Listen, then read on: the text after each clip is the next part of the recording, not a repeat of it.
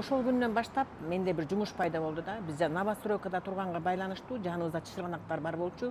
Асмандагы жылдыздар түшүп кетчүдөй болчу. Күн эме көл болсо ысык көл, кадимки алаканга салгандай жана айдын шооласы түшүп турчу да. Сүрөттөгүдөй болчу. Ошо баардыгын жаткызып коюп, кечинде эч кимге билгизбей ошо чычырганактагы баягы өзүмдүн комнатама, сыйынуу комнатама сыяктуу корого чыкчумун дагы, анан сыйынып баштачумун. Биринчи эле жолдошума аябай жакшы жумушту сурачумун. Бишкекке келсе перевод болсо деп ойлочумун. Анан бир жакшы үйлүү бололу 3 комната Бишкектен деп ойлочумун. Өзүм бир фирма ачып, ошонун бир жетекчиси, директор болсо экен деп ойлочумун. Ооруган уулума ден соолук тилечүмүн.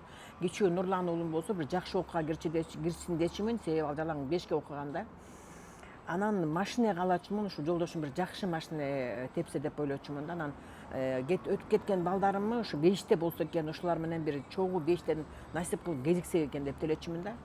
Анан 1 жыл өттү. Ошо 1 жыл өткөндө биз Бишкекке көчүп келдик. Кандайдыр бир Алланын буйругу менен Бишкекке көчүп келдик. 3 комната эмес, 4 комната квартира алдык. Жолдошум действительно каалаган машинесин алды. Жолдошум МВДга баягы бир эле РОВДга деп ойлочумун, ал МВДга жумуш иштеди. Ошо пенсияга чыкканга чейин 10 жылдан ашык убакыт ошол жакта иштеди.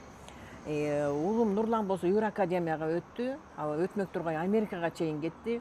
Уулум жакшы, Кудайга шүгүр, ден соолугу жакшы. Мен болсом фирма ачып, анын президент компания, генеральный директор компания болдум.